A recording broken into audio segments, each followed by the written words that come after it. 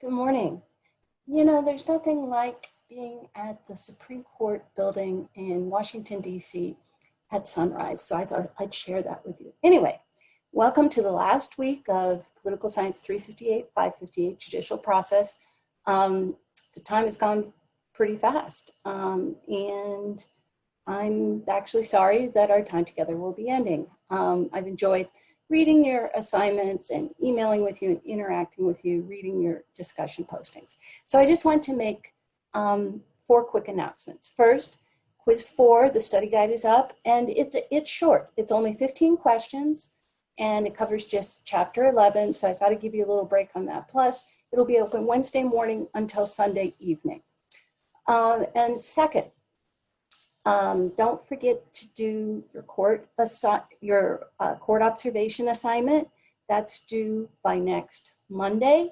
And don't forget, I kind of thought with the whole COVID thing, this might be a problem, but the courts, from what I've been interacting with students and contacting courts myself, it looks like most of them are open back up. Remember, you don't have to see a trial, any public proceeding, because most of what courts do isn't trials. It's 95% of court proceedings take place. They either end up in a plea bargain for criminal cases or an agreement for civil cases. So it could be either civil or criminal. It could be pretrial motions. It could be arraignments. It could be bail hearings,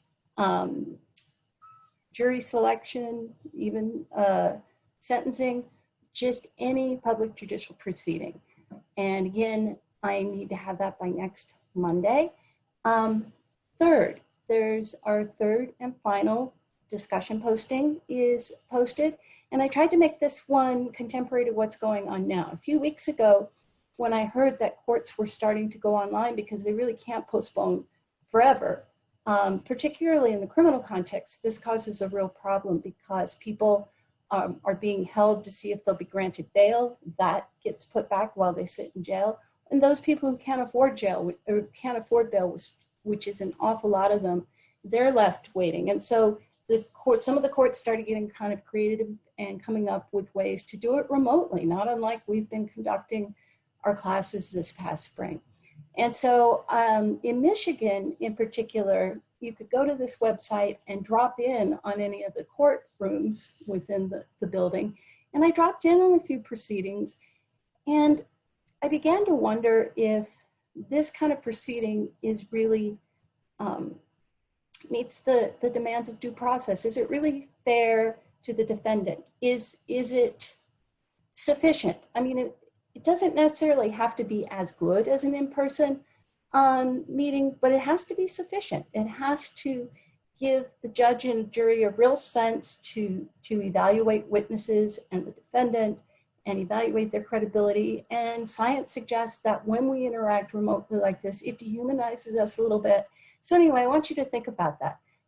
As it says in the instructions, there's the 3 articles to read and the 1 short video to look at. And then I also want you to find your own article about this phenomenon. If you just Google something like court, virtual, pandemic, 2020, you'll get a whole lot of things that come up. I want you in 2 of your 3 posts, I want you to make reference to any piece of information from the articles that I selected for you, and at least 1 of your posts, and you can certainly include this information in all of them. I want you to include the information as well as the source from 1 piece of information that you found on the web, as well as the usual 2 of your 3 postings need to refer to something that one of your colleagues said. And that's open until Sunday. And finally, I'll be looking over and making comments on your oral argument essay assignments and getting those comments back to you in the next couple of days. Again, I enjoyed interacting with you. I hope I get to interact with you more in the future. And enjoy the rest of your summer.